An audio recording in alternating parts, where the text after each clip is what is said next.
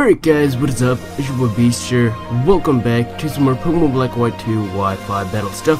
Now this match right here is against a guy by the name of Eon Master from Smogon. And yes, this was supposed to go up earlier, but I wasn't able to because I've been really busy. Plus, I was a little bit sick as well, so I wasn't really able to narrate this battle at all. And if you hear anything with my voice, that's because I've been sick. So yeah, anyways, this is a YouTube battle against this guy. And I'm using this team, and I'm looking at this guy's team.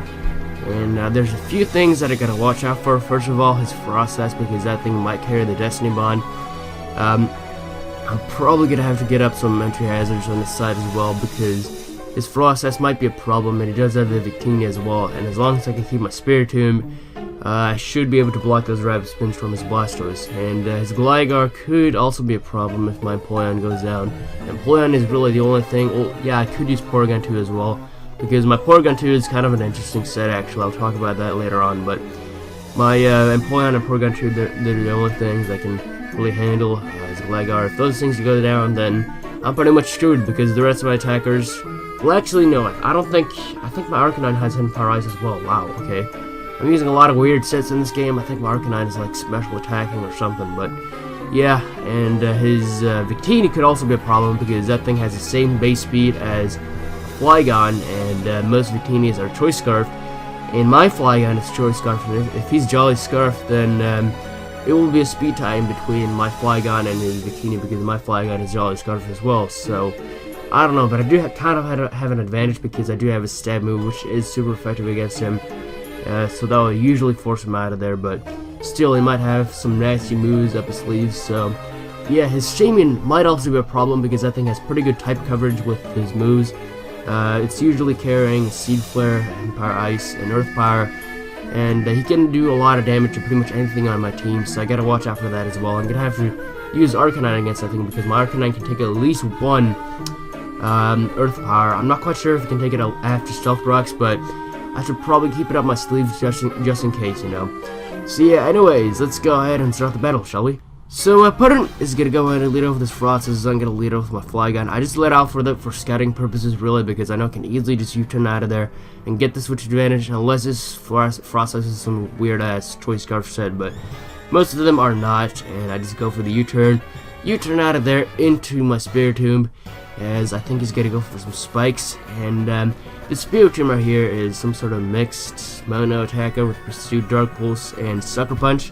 It's kind of a weird set, but it works great against dark types, or not dark types, but ghost and psychic types, which are really scary from time to time. So yeah, I just go for the Pursuit for some reason. I probably should have just went for the Dark Pulse right here, but yeah, either way, I'm going to be able to take him out of there with a Dark Pulse this turn. But he does get up 3 layers of spikes, which is kind of scary, but I'm just going to have to find a way to get around that. And I do have 2 Pokemon on my team which are immune to the spikes, that being Pharaoh and Flygon. So yeah, as long as I keep those 2 alive, then things should be good. So he's gonna go and switch out of there into Shaman. I did not think he would go for the Earth Power on my Shaman or on my Spiritomb, so he's gonna go for the Seed Flare on my Arcanine. It's gonna miss, which kind of sucks, but I would have at least done a decent chunk, because the Seed Flare does have a pretty powerful base stat. So gonna switch out of there this turn again into Flygon. I'm not quite sure why I do that. That was kind of a bad switch. I probably should have just went for the Fire Blast, because that would have done a lot to his Gligar, because my Arcanine is actually a special attacker. So gonna switch out of there into Porygon 2, or U-turn out of there into Porygon 2. And this Porygon 2 is actually a mixed attacker with Return, Zen Headbutt, Ice Beam, and Thunderbolt. And it's just basically designed to break walls with download and stuff, because download will increase the stats in the what's it called? If your opponent is specially defensive, then you'll get more attack, and if your opponent is physically defensive, then you'll get more special attack with the download. I think that's I don't know. It's probably a better. I could have probably explained that a lot better, but whatever. He's gonna switch out of then just Blastoise, and since I do have that boost from that special attack, I can just easily go for the Thunderbolt, and it's going to do quite a lot of damage to his Blastoise. Oh my god, I just sneezed while I was recording a commentary, but yeah, I just go for the Thunderbolt. I was thinking this guy's going to switch out of there this turn into something that can take a Thunderbolt, but turns out that he's not. He's just going to continue to go for the Skull. And, leaving this thing in there as fodder. And plus, I really don't want to stay in there with Porygon too because he got a toxic off of me. So, yeah, I'm gonna switch out of there into Empoleon and go for a. I think I go for the Stealth Rocks this turn actually, because I don't think I've set those up there just yet. But go for the Stealth Rocks, and now he's gonna set on his Shaman. I know I can take at least one Earth Power from this thing because this thing has pretty good special defense. So he's gonna go for Earth Power this turn. It's not gonna take me out of there. But I go for the Ice Beam. It's gonna do quite a lot of damage to him. It's not gonna quite take him out of there though, which kind of sucks. But again, Shaman does have pretty good base defense, natural defense. So that's what you gotta expect. Now I'm gonna go for a second Ice Beam as this guy's gonna overpredict, which was, I don't know, that kind of cost his Shaman right there because his Shaman was a pretty big threat against my team. But yeah, I'm gonna go for a Skull this turn, knowing that it will take it out of there regardless. Because no, never mind. Never mind. I go for the Skull, thinking that I'd take it out of there because of the Torrent boost, but turns out that it's not gonna take it out of there. But I get the burn, which is kind of useful. So take it out of there with the burn damage, and in comes his Mew. Now I had no idea what kind of Mew this is because Mew can learn almost every single move in the game, so you don't really know what to expect from those things. He goes for the Drain Punch. It's gotta take me out of there. So I'm thinking this thing is some sort of physical attacker.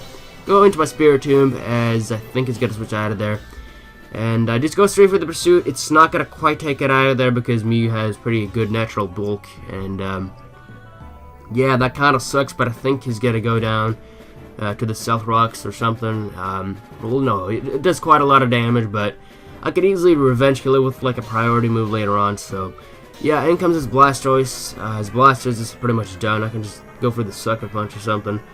And it's gonna fail because he's gonna try to go for the Toxic, but I think what I'm gonna do right here is I'm gonna try to go for the Dark Pulse or something. And this right here was kind of funny because I thought I was easily gonna be able to take it out of there with a Dark Pulse from that amount of health, but turns out that I'm not gonna be able to do that because this thing has got like an insane amount of special defense. So I don't know, that was kind of funny, but I'm just gonna go for a Sucker Punch this turn, knowing that this guy's gonna attack, and it's gonna be a double down. Down goes his Blastoise, and down goes my Spirit Tomb from the toxic damage. So yeah, that's fair, I guess. And I think I'm gonna switch out of there into my Flygon as he's gonna send on his Victini. Now I do have the type advantage with my Flygon because it's part ground type, and I do resist his stab move, but still, I really don't know what to expect from this thing. But I just go straight for the Earthquake. No, I go for the Outrage. I think I go for the Outrage actually, as he's gonna switch out of there and just Gligar, which was kind of stupid because Gligar has got like an insane amount of defense with his little Eviolite, so I probably shouldn't have been too reckless about that. But yeah, I do a decent amount of damage with Outrage, but still, it's not really enough. You can easily just roost that off. So yeah, and he goes for the Toxic as well, so I'm pretty much forced to switch out of there. And I'm going to switch out of there into Arcanine because Arcanine is a special attacker, and I could potentially hit him back with the Hidden Power Ice or Fire Blast and get the Intimidate off on him. So I was hoping I'd be able to live at least one Earthquake if he so decides to, you know, if he maybe lives a Fire Blast from this thing, then never mind. I do have Morning Sun on this thing. Okay, never mind. I do have Morning Sun, and he's going to go for the second Roost this turn. I guess he was predicting some sort of move, and this turn I'm gonna go for a Fire Blast, and I think I actually get a crit right here, which probably matter because Gligar is still pretty bulky on the special defensive side, even though he's not invested on it. But he would have been able to get off at least one Earthquake, and he would have been able to take me out of there with this Victini. I think he's gonna try to go for a Fusion Bullet or something, and just go straight for the Extreme Speed, knowing that he'll easily outspeed me. It's not going to take it out of there though, but he's going to go for Zen Headbutt. Okay, never mind. He's going to go for Zen Headbutt. It's stab and stuff, but it's not going to quite take me out of there because Arcanine, it's pretty good. It's a pretty good Pokemon, but had he hit me back with an Earthquake before, he would have probably been able to take me out of there with the Earthquake. Well, he would have been able to take me out of there with the Zen Headbutt after the Earthquake damage, so I guess that could kind of matter, but I do kill myself with a Life Orb, and I'm going to send a Fearow. I think... No, he's got to die to Stealth Rocks. Never mind. He's got to die to Stealth Rocks, so that was pretty much a good game. Eon Master. Hope you guys enjoyed this battle. Leave a like rating if you did, and I'll try to get up some more battles perhaps this week because I do have a little bit more free time, but yeah. Anyway, so if you guys enjoyed this battle, leave a like rating if you did, and I'll see you guys later. Peace!